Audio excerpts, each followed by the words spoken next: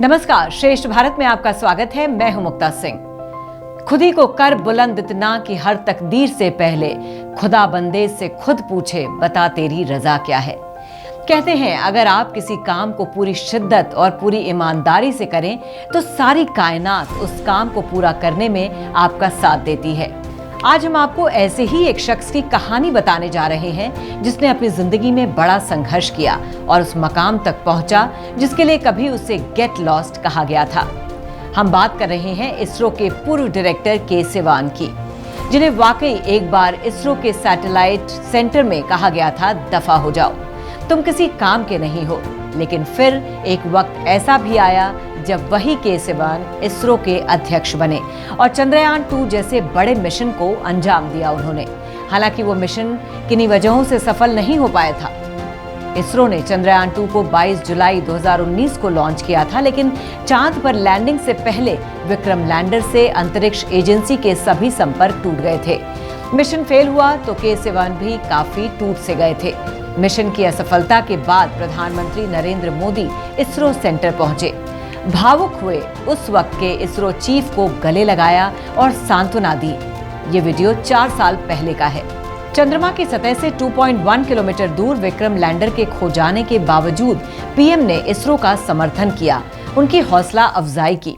प्रधानमंत्री मोदी के इस कदम से के सिवान में नई ऊर्जा का संचार हुआ और उन्होंने हार नहीं मानी और अगले ही दिन मिशन चंद्रयान 3 की घोषणा कर डाली। के सिवान नए मिशन में जुट गए, जिसका नतीजा ये हुआ कि सबसे पहले चंद्रयान 2 के दौरान हुई चूक का पता लगाया गया और फिर उन गलतियों को सुधारा गया। कहते हैं कि असफलता में ही सफलता की कुंजी छुपी होती है। यही वजह है कि चंद्रयान 3 को लॉन्च करने के साथ ही चंद्रयान 2 में हुई गलतियों में पहले सुधार किया गया और फिर एक एक कदम फूंक फूंक कर आगे बढ़ाया गया। सवाल देश की इज्जत का था। इसी साल 14 जुलाई 2023 को देश के सबसे भारी रॉकेट LVM-3 से चंद्रयान 3 को लॉन्च किया गया, जिसने करीब 42 दिन की यात्रा करके चांद की सतह पर सफल लैंडिंग की। और इस तरह भारत ने वो इतिहास रच दिया जो दुनिया में अब तक कोई देश नहीं कर पाया।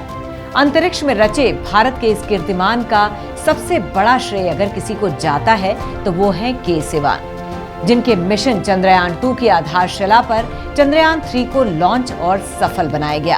13 अक्टूबर को नेशनल इंस्टीट्यूट ऑफ टेक्नोलॉजी यानी NIT गोवा के दीक्षांत समारोह में के सिवान ने अपनी जिंदगी से जुड़े कई तजुर्बे साझा किए, जो पूरे देश के लिए किसी मोटिवेशनल थियरी से कम नहीं।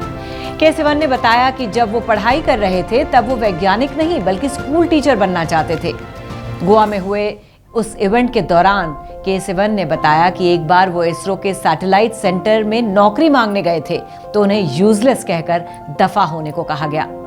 सिवान कहते हैं कि BE यानी बैचलर ऑफ इंजीनियरिंग के बाद मैंने नौकरी करने का मन बनाया, लेकिन नौकरी हासिल करना आसान काम नहीं था उनके लिए, इसीलिए मैंने मास्टर्स में दाखिला ले लिया।